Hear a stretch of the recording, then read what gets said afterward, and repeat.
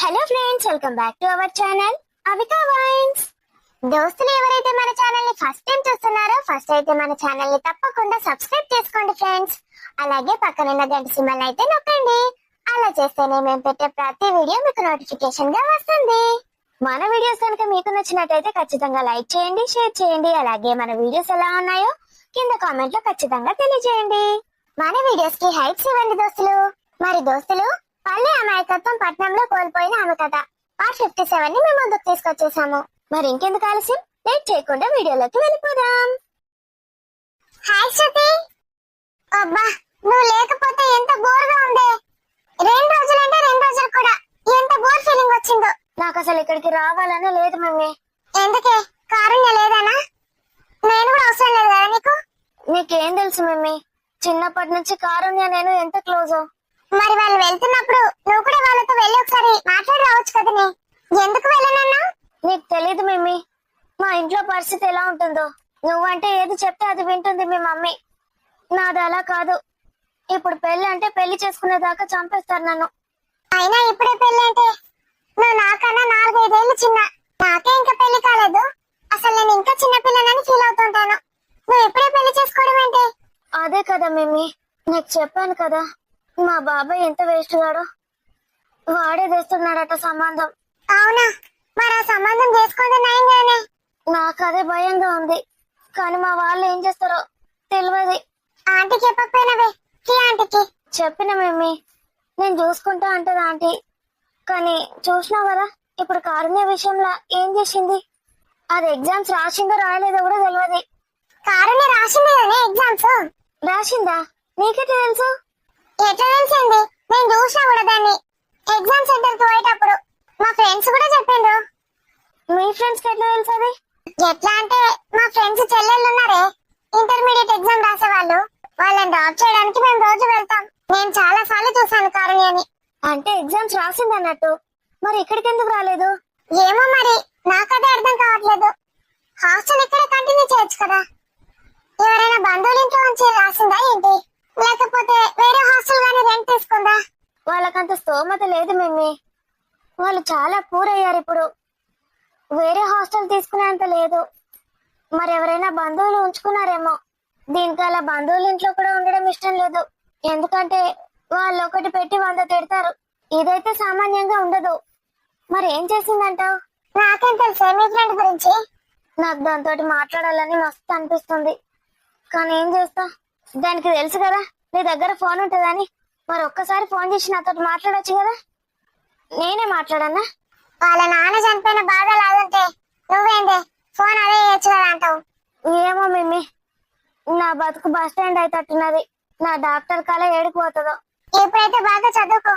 Rank మంచి rank వస్తే మీ వాళ్ళే ఒప్పుకుంటారు, మారిపోతారు. అదే అనుకుంటున్నా. అమ్మా, అవి వచ్చిన బిడ్డ. ఎప్పుడు వచ్చినవే? నేను చూస్తానన్నా లేను. ఇంతకు ముందు వచ్చిన మమ్మీ. ఒక్కదాన్ని వచ్చిన బిడ్డ బస్సులా? లేదు మమ్మీ, కార్లో వచ్చిన. అంకుల్ కార్లో డ్రాప్ చేయించిండు. మంచి అంకుల్ దొరికిందేవా నీకు? డ్రైవర్ని పెట్టి నిన్ను దించేపించిందా? అవును. అంకుల్ వాళ్ళ ఇంట్లోన్నావా ఎన్ని రోజులు? కాదు మమ్మీ, ఒక గర్ల్స్ హాస్టల్లో ఒక రూమ్ రెంట్ తీసుకున్నాం. ఆ హాస్టల్ బిల్డింగ్ అంతా అంకుల్ దేనట. పెద్ద పెద్ద హాస్టల్ ఉన్నాయి mummy. Girls hostel, boys hostel, women's hostel. వాళ్ళందరినీ చూస్తే నాకైతే పిచ్చెక్కిపోయింది. కొందరు జాబ్ లకు పోవుడు, కొందరు కాలేజ్ లకు పోవుడు. ఎవరు బిజీ లైఫ్ వాళ్ళది మమ్మీ. అసలు ఖాళీ ఉండనే ఉండదు ఎవరు. మొత్తం అన్ని లాక్ చేసి ఉంటాయి డోర్లు. మళ్ళా రాత్రి అయితేనే అన్ని ఓపెన్ అయితే అందరు నిండుతారు. అందరు డ్యూటీలకు పోతారు ఇక. అవును మమ్మీ, నిజంగా మా హాస్టల్ ఎక్కడో ఊరవుతాను ఉన్నది. అసలు నాకేమంత అనిపించలే, సిటీలానే అనిపించలే. ఇప్పుడు ఆ హాస్టల్ చూస్తే, అక్కడ ఉన్న జనాలను చూస్తే, బయట రోడ్ మీద కాస్తే అబ్బాబ్బాబ్బా, అసలు హైదరాబాద్ అంటే ఏంటి, సిటీ అంటే ఏంటి అప్పుడు తెలిసింది మమ్మీ నాకు. నాకు కూడా ఒకసారి ఓబుద్ది అవుతుంది కానీ మరి నువ్వు చెప్తా ఉంటే వెళ్దాం మమ్మీ. నేను మంచిగా చదువుకుంటున్నా కదా, నాకు పెద్ద జాబ్ వచ్చినాక నిన్ను కూడా తీసుకుపోతా. అక్కడ మనం ఒక ఇల్లు కూడా కొనుక్కుందాం, సరేనా? సరే బిడ్డ, అన్నం కూర అండినపో. ఇంత చికెన్ తెప్పించిన, తినిపో. అబ్బా, చికెన్ చేసినావానే, ఆకలి అవుతుంది ఫుల్. ఎందుకు బిడ్డ తినలేవా? రంగ మధ్యలో హోటల్లో ఆపి తినమన్నారు కానీ నాకు వినబుద్ధి కాలేదమ్మా. ఎందుకో ఆ హోటల్లో దిగుడు అంటే భయం అయింది. ఆ అప్పు ఆంటీ, దాడగిడ దిగుడు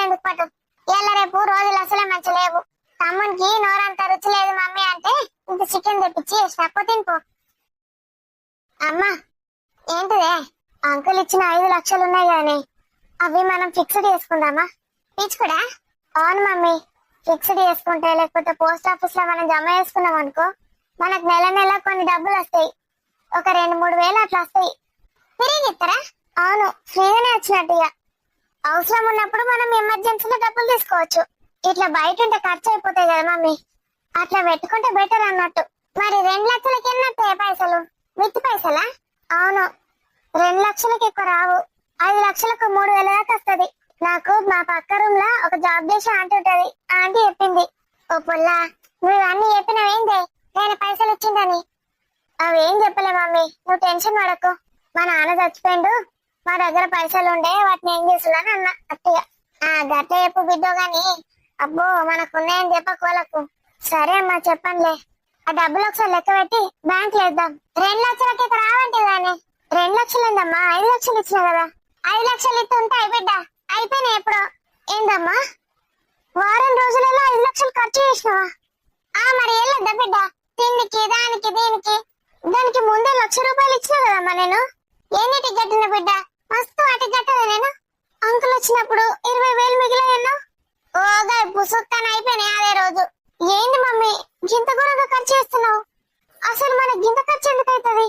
ఇంటికి అయితే గట్టనే కట్టాం, కేవలం తినే సామాన్లకు అంతే. ఎంత చేసినా నెలకు ఒక 10,000 అయినా అవ్వచ్చు. నేను పోయి వారం కూడా కాలేదు, 3 లక్షలు ఎట్లయిపోయినాయమ్మా? వామ్మో, 3 లక్షలు ఎట్లయిపోయినాయని లెక్క అడుగుతుందేంది? ఆయనతో మళ్ళా బరోడాస్తే ఆ బరోనికి ఏం చెప్పేద్దలేదు. ఏం చేస్తాడు బిడ్డ, ఏం చెప్పడు? ఇప్పుడు మీ అయ్యి ఉన్నప్పుడు అప్పుల మీద అప్పులు చేసి నా ముఖం మీద వేసిపోయి ఇప్పుడు నేను కట్టాల్సి వస్తుంది. గదేందమ్మా, నాన్న వేసినప్పుడు అత్త వేసినప్పుడు మొత్తం తీరిపోయినాయి కదా. వాళ్ళ చావుతోటి అన్ని పోయినాయి అన్నావు కదా. వాళ్ళు వేసినవి పోయినాయి బిడ్డ. మీ అయ్య నన్ను ఏమన్నాయి ఉన్నాయి కదా, నా దోస్తులను వాళ్ళ నీళ్ళని అడుగుమన్నాడు. అడిగిన అవి వాళ్ళకి వద్దా? ఇక మెల్లమెల్ల జరుపుకుంటూ వచ్చేసిన.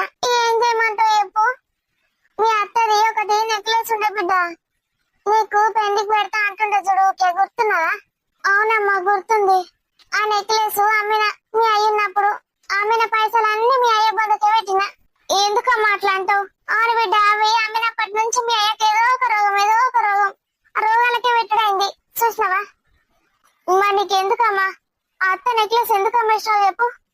అసలు అమ్మాయాల్సిన అవసరం ఏంది? అది అత్తది, మన హక్కు కాదు, అట్లా అమ్మొద్దు. అమ్మద్దంటే ఏం చేస్తాడు బిడ్డ? ఇంట్లో మీ అయ్యనేమో తిండి తెచ్చలేదు, రూపాయి పెట్టలేదు, మొత్తం దావకాలు తిరుక్కుంటూనే కూర్చున్నాం పైసా పట్టుకొని. పైసంతా రఫా ఖర్చు పెట్టిండు. ఇప్పటికైనా అప్పులన్నీ తీరిపోయినాయి చెప్పు? మొత్తం అయిపోయినాయి కదా. ఇది ఒక్క ఆమెకు ఒక 30,000 ఇవ్వాలి గంతే. 30,000 ఇస్తే అయిపోయినట్టేనా? గంతే కరిగా. అమ్మ నువ్వు వెంటనే నాకు ఆ డబ్బు ఇవ్వు. నీ చేతిలో డబ్బు ఆగా ఏం లేదు, నేను దాచి పెడతా, ఖర్చులకు అవసరాలకు ఇస్తా. ఇటు ఇక మరి 1,00,000 మిగులుతాయి అంతే కదా? అంతే అమ్మా. 5 లక్షలు ప్లస్ 1,00,000, 6 లక్షలు ఇస్తే కేవలం 1,00,000 రూపాయలు మిగిలిచిందా? అమ్మా మళ్ళీ మనకు దేనికి అవసరం పడ్డా నన్ను అడుగు, నేను ఇస్తా, అవి దాచి ఉంచుతా. అంతేగాని నీ స్నేహితులను అడగకమ్మా. అడగ బిడ్డ, నువ్వు పైసలు ఇస్తా అంటే నేనెందుకు అడుగుతా చెప్పు? చదువుకో. అవును మర్చిపోయిన అడుగుడు, పరీక్షలు ఎట్లా రాసినావు బిడ్డ? సూపర్ రాసినా అమ్మా, అన్ని కొత్త పుస్తకాలే. ఇంకా వారం రోజులు అయితే ఇంకొక ఎగ్జామ్ ఉంటది. ఇప్పుడు జేఈ మంచి మార్క్స్ వస్తాయి. అలా కూడా మంచి మార్క్స్ వచ్చినాయంటే మంచి పెద్ద కాలేజ్ లో సీట్ వస్తుంది నాకు. మళ్ళీ పిరియా? సరే బిడ్డ, నేను కూడా చెప్పు టీవీ చూస్తా, నువ్వు పండుకపో. ఇంత దీని పండుకపో. తమ్ముడు ఇంకా రాలే బిడ్డ. ఇక పరీక్షలు దగ్గరకు వస్తాయి. ఇక 4 రోజులు అయితే పరీక్షలు అని కూడా. అంకుల్ ఎంత మంచోడు నిజంగా. అంకుల్ చేయబట్టే మంచిగా కడుపు నిండా తింటున్నాం. ఎగ్జామ్స్ కూడా రాసొచ్చిన.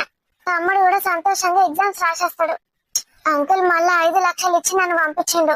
ఈ డబ్బులు అసలు అమ్మకు చూపియద్దు, వెంటనే వెళ్ళి బ్యాంక్ లో ఫిక్స్డ్ చేయాలి. చెప్పలేం రేపు పరిస్థితి ఎట్లుంటదో. ఉన్నాయని ఖర్చు పెడితే ఎట్లా? నాకైతే ధైర్యం వచ్చేసింది, మా అమ్మని తమ్ముని చూసుకోగలనని. Thank you so much uncle. అసలు నాకు నా మీద ఏం ప్రెషర్ ఉన్నట్టు అనిపిస్తలేదు. ఎంత సాయం చేస్తున్నారు అంకుల్ మీరు నాకు. మీరేం చేయమంటే అది చేస్తాను నేను. అంకుల్ నాకు బ్యాంక్ అకౌంట్ తీసిండని అమ్మకు చెప్పానా అద్దా? అద్దు, ఈ 5 లక్షలు ఫస్ట్ ఫిక్స్డ్ చేయాలి. అంకుల్ కి ఫోన్ చేస్తా. అసలు నేను అక్కడ ఉన్నన్ని రోజులు అంకుల్ నన్ను డిస్టర్బ్ చేయలేదు, నాతో సరిగా మాట్లాడనే లేదు. అంకుల్ వచ్చేదాకా వెయిట్ చేద్దాం అనుకున్నా. నేను ఇట్లా రెడీ అయినా లేదో అంకుల్ వచ్చేసిండు. లేకపోతే ఇంకొక రోజన్నా ఉండేదాన్ని అంకుల్ కోసం.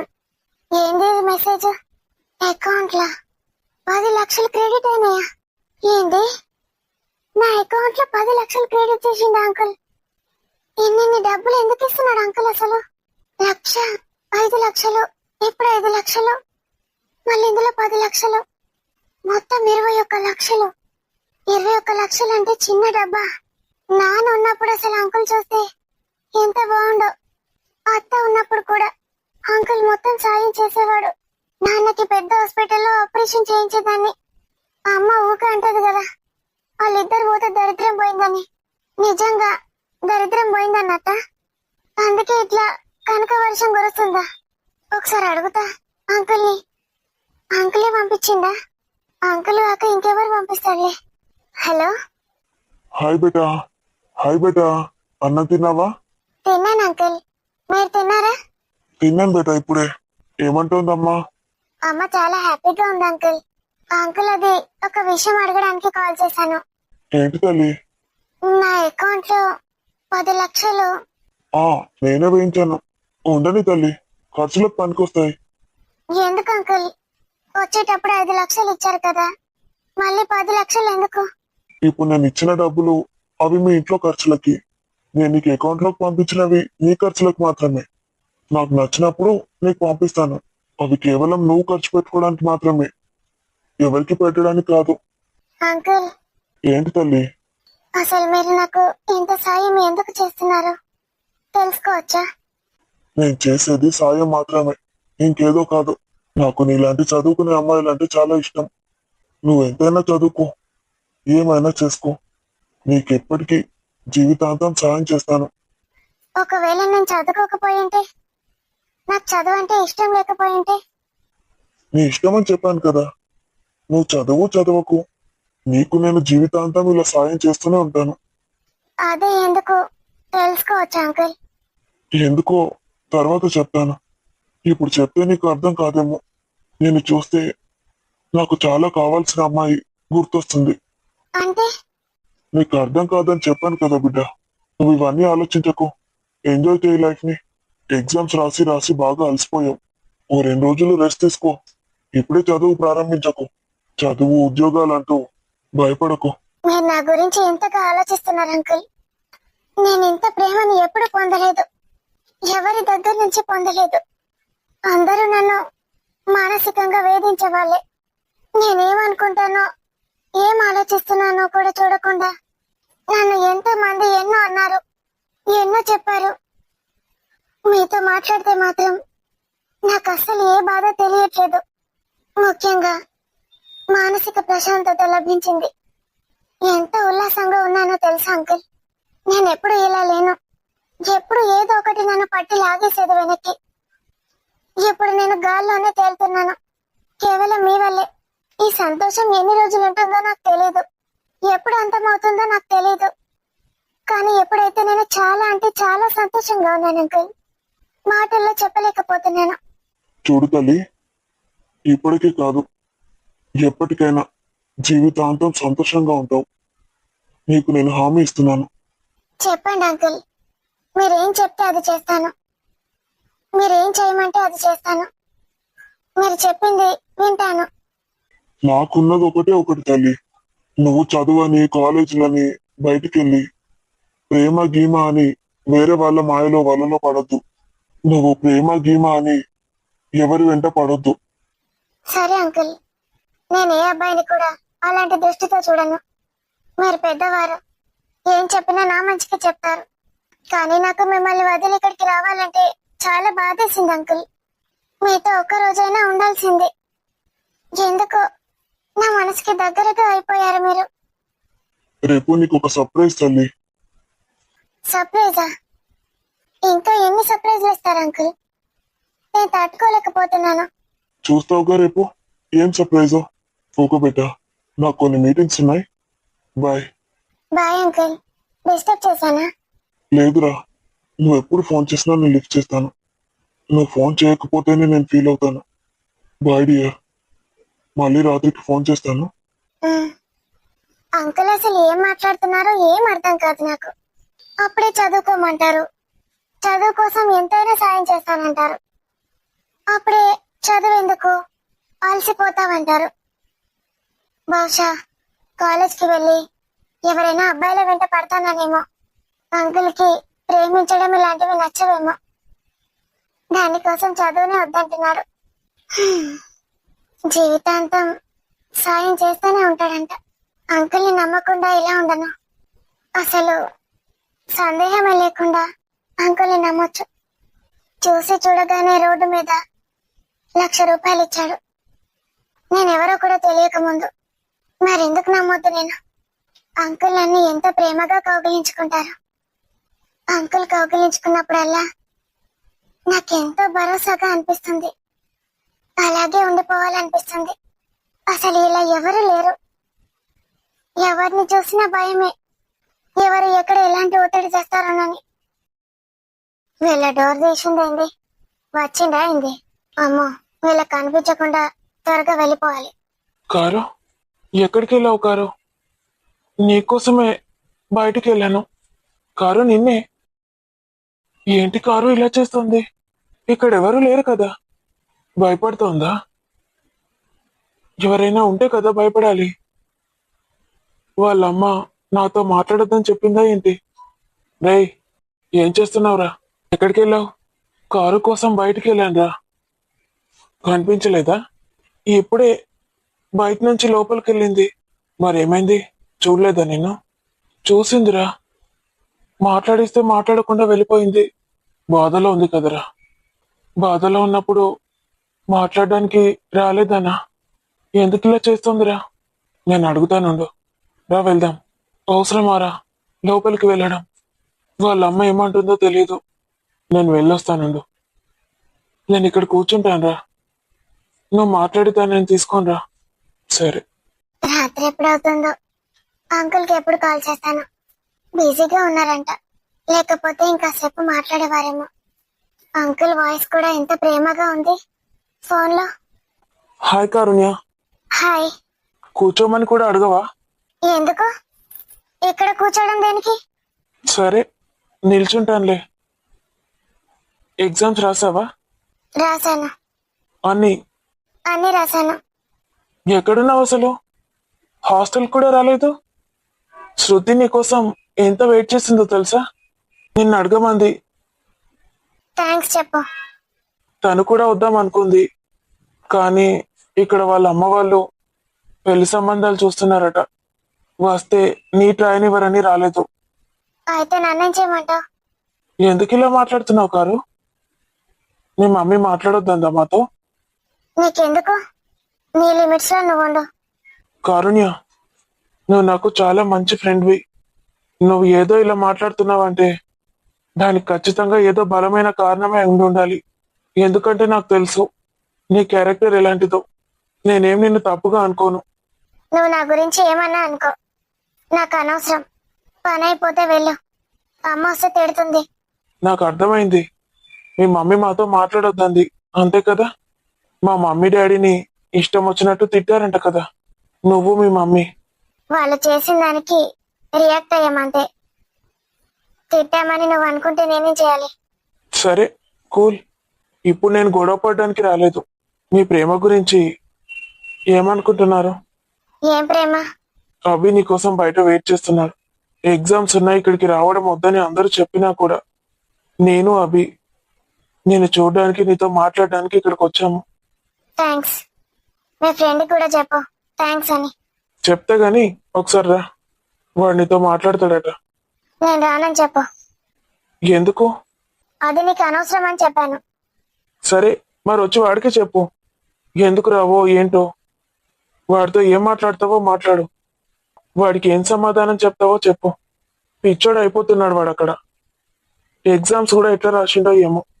ప్లీజ్ కారుణ్య, నీ కాలు మొక్కమంటే మొక్కుతాను. ఒక్కసారి వచ్చి వాడితో మంచిగా మాట్లాడు. వాడి లైఫ్ స్పాయిల్ చేయకు. వాడు బాగా చదువుతాడు, నీకు తెలుసు కదా. వాడు నీకోసం ఆ గోల్ని కూడా పక్కన పెట్టేశాడు. ఇప్పుడు నువ్వు వచ్చి కొంచెం మంచిగా మాట్లాడవనుకో, మోటివేట్ అవుతాడు. ప్లీజ్ కారు, వాడికి మంచి కాలేజీలో సీట్ వచ్చాక అప్పటికి నీకు ఇలాగే ఉంటే నీ అభిప్రాయం ఏదైనా సరే వాడికి చెప్పు, నేనేమనను. ఇప్పుడు మాత్రం ఇలా రూడ్ గా మాట్లాడొద్దు ప్లీజ్. వాడి లైఫ్ ని స్పాయిల్ చేయొద్దు. ఒక ఫ్రెండ్ కోసం ఇంతగా ఆలోచిస్తున్నావా? వాడు నాకు ఫ్రెండే కాదు, నా తమ్ముడు. సరే, నీ తమ్ముడి కోసం కాకపోయినా నీకోసమైనా వస్తాను. వచ్చి ఇప్పుడు ఏం మాట్లాడమంటావు? రెండు మాటలు మాట్లాడతాను. చెప్పు, ఏం మాట్లాడాలి? బాగున్నావా అభి అని అడుగు. వాడు అడిగితే బాగున్నానని చెప్పు.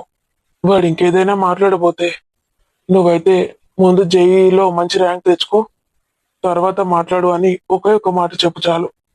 ప్లీజ్ కారు, నువ్వు నా బెస్ట్ ఫ్రెండ్వి. నేను అదే చనువుతో నేను అడుగుతున్నాను, ఓకేనా? పద. Thanks car. నువ్వు ఓకేనా? ఓకే. ఏమైంది కారు, అలిగావా నా మీద? బాగున్నావా అభి? బాగున్నాను కారు, నువ్వెలా ఉన్నావు? బాగున్నాను. ఎగ్జామ్స్ అన్ని రాసావా? నేను నీకోసం ఇక్కడి దాకా వచ్చాను కారు. అభి, ముందు జేఈలో మంచి ర్యాంక్ కొట్టు, టాప్ కాలేజ్లో సీట్ సంపాదించు. మంచి ర్యాంక్తో నా ముందుకి రా, అప్పుడు మాట్లాడుకుందాం. అంతవరకు బాయ్. మరి ఇంత మొండిగా తయారైంది ఏంది కారు? కారు, అరే ఇంకా ఇబ్బంది పెడతావారా? కాదురా, కారుని యొక్క హక్ చేసుకుందాం అనుకున్నాను. తను ఎలాంటి పరిస్థితిలో ఉంది, నువ్వేం చేద్దాం అనుకుంటున్నావు? తను అలా మాట్లాడింది ఏంట్రా? నువ్వు చేసే పనికి ఇంకెలా మాట్లాడుతుంది అనుకున్నావు? కారు చెప్పింది గుర్తుందా లేదా? గుర్తుందిరా. మరి నడు, మమ్మీ డాడీకి ఎంత పనున్నా ఎంత బిజీగా ఉన్నా నీకోసం ఇక్కడి దాకా వచ్చారు వాళ్ళు. పాపం శృతి హాస్టల్కి వెళ్ళిపోయింది ఒక్కతే. ఇంతమంది నీకోసం ఎన్ని చేస్తున్నారు. నువ్వు అందరి కోసం బాగా చదవాలి, అర్థమైందా? ఓకేరా, ఇప్పుడు ఏం లేదు. నీ ఐఐటి ముంబై డ్రీమ్ నీ ముందుంది, అర్థమైందా? ఎస్. ఆకాష్, ఏమంటుందిరా కారుణ్య? మాట్లాడిందా అభితోని? అసలు నన్నైతే చూసి చూడనట్టు వెళ్ళిపోతుంది. ఏమైందో మమ్మీ, కారుణ్య చాలా మారిపోయింది. జస్ట్ 15 days లోనే ఇంత మార్పా? మాటలు కూడా ఎంత పెద్ద పెద్ద మాటలు మాట్లాడుతుందో తెలుసా మమ్మీ? అవునరా, ఆ మాటల్ని నేనే తట్టుకోలేకపోయాను. వీడితో ఏం మాట్లాడింది?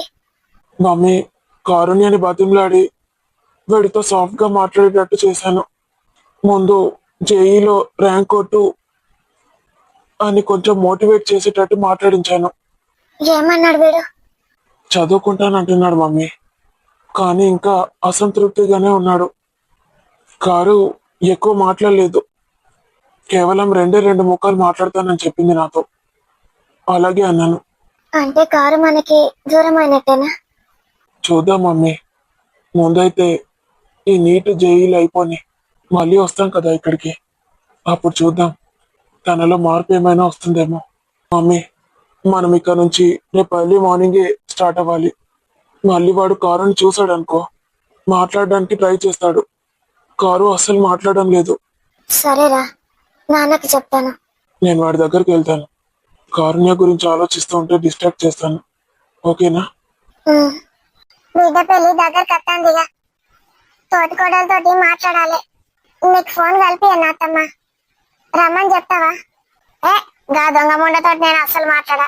దాన్ని బొంద పెడితే ఇంటికి వచ్చినప్పుడల్లా అత్తంది ఇష్టం ఉన్నట్టు బూతులు తిట్టి పిక్తాంది. నేను దాన్ని ఎందుకు పిలుతానే? ఇప్పుడు పెళ్లి చేసేదంతా విమలే. దాన్ని విలువకపోతే విమల్ ఏమనుకుంటాడు చెప్పు? నా భార్యను పిల్లని విలువలే పట్టించుకుంటలేరు అనుకోడా? ఇగో నాకు అసలు ఆడు పెళ్లి చేసుడే ఇష్టం లేదు. దుబాయ్కి పంపుడే ఆయనకన్నా ఇష్టం లేదు. ఇంకా గిప్పిచ్చపుండాలి అందరిని పిలుచుడు నాకు అస్సలకే నచ్చది. నువ్వేమన్నా చేసుకో. మొండి మొండి అంటే మొండి నువ్వు. నీ లెక్కనే ఆ పోరి. ప్రాణాల మీదకి వచ్చినా కూడా మొండి వేసాం విడిచిపెట్టారు. ఏమో అదేం ఒప్పుకుంటుందో, ఏం పెళ్లి చేస్తానవో, ఏడుకు పంపుతానవో. ఆడేవాడో ఏందో తెలుసుకుని లేదు, మా అన్న లేదు. నీ కొడుకే కదా తెలుసుకున్నది. విమల్ తెలుసుకున్నాక ఇంకేముంటది? ఇంకెవరు తెలుసుకోవాలి? పిల్లగాని ఫోటో చూపెట్టిండు, హీరో లెక్కున్నాడు. నీకేం రోగం పుట్టింది? కొడతాను. ఆస్తి తక్కువనా, అందం తక్కువనా, ఏం తక్కువ ఉన్నదా పిల్లగానికి? ఏమైనా నా బిడ్డ సంబంధం చెడగొడదామని చూస్తాను. నీకు చాకరీ చేసి పెట్టాలి, గంతే కదా ఎట్టి చేసి.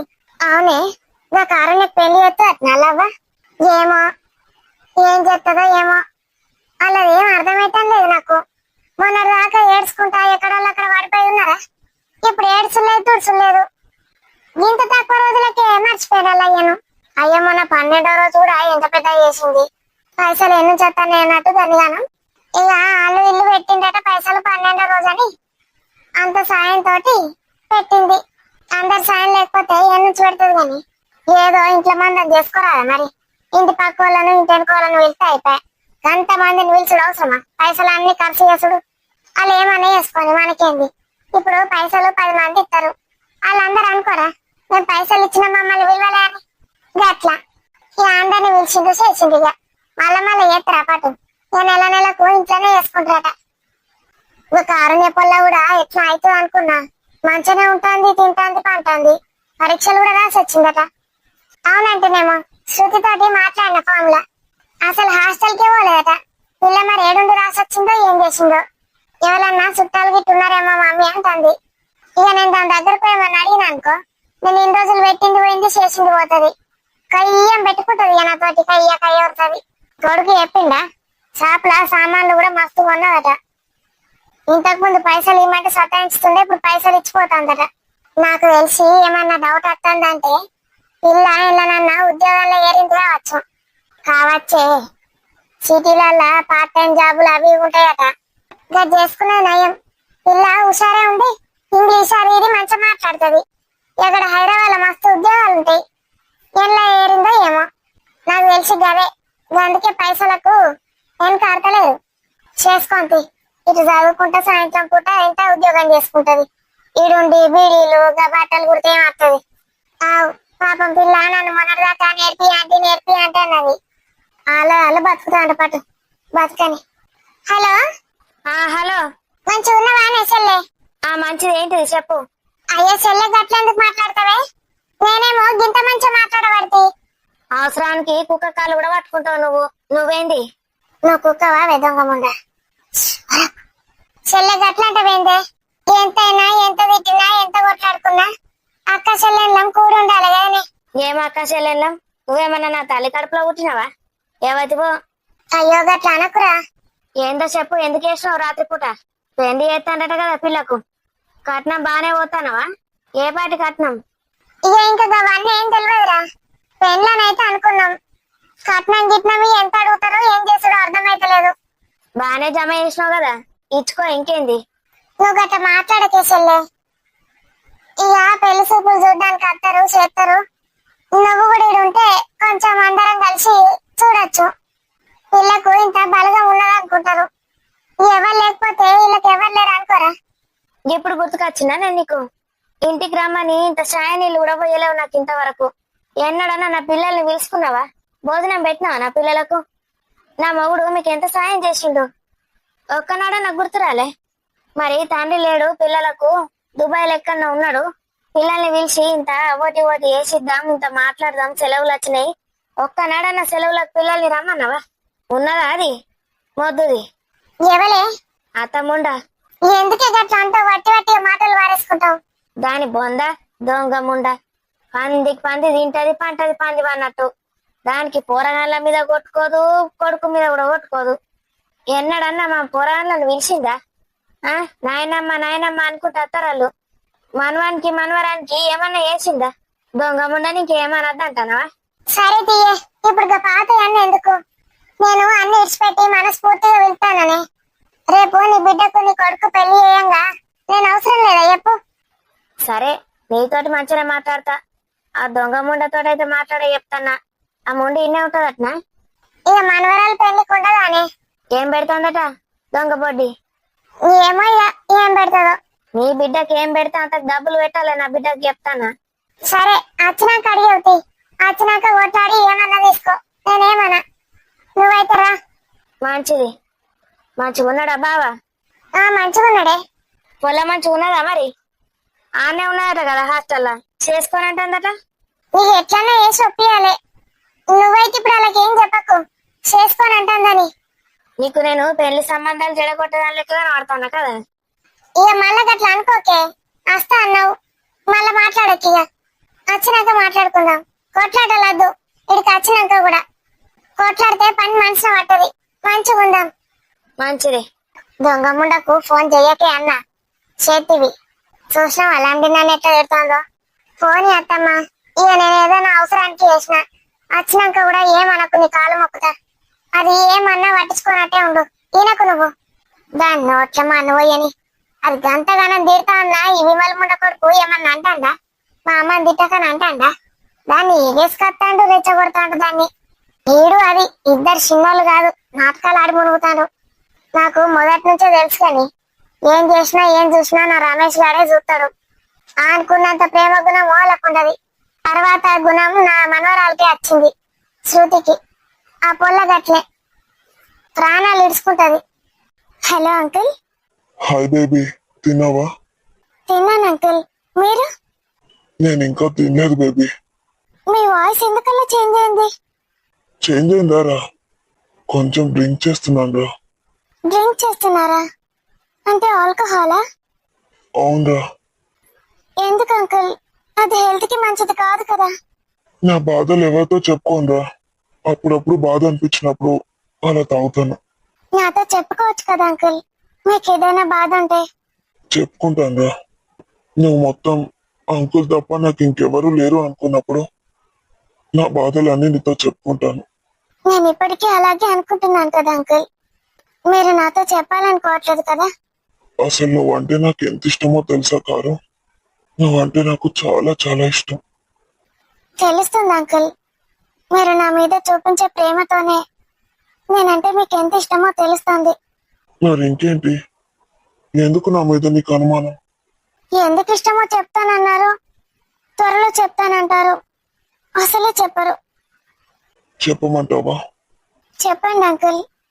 Right time వచ్చిందంటావా? వచ్చింది అంకుల్, చెప్పండి. అసలు మీరు ఇదంతా నా కోసం ఎందుకు చేస్తున్నారు? కారు చెప్తున్నాను విను. నేను మరి ఇది దోస్తులు ఈరోజు వీడియో. వీడియో మీకు ఎలా అనిపించిందో కామెంట్ లో తెలియజేయండి. వీడియో నచ్చితే ఖచ్చితంగా లైక్ చేయండి ఫ్రెండ్స్.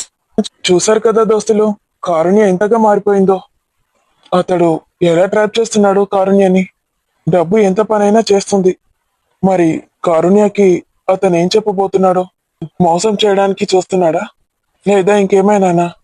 ఇదంతా తెలుసుకోవాలనుకుంటే మళ్ళీ వచ్చే ఎపిసోడ్ కోసం వెయిట్ చేయాల్సిందే. అంతవరకు సెలవు మరి. బై బై దోస్తులు. మరిన్ని మంచి మంచి కంటెంట్ ఉన్న వీడియోస్ కోసం మన ఛానల్ అవికా వ్యాన్స్ ని సబ్స్క్రైబ్ చేసుకోండి. Thank you for watching this video. By by.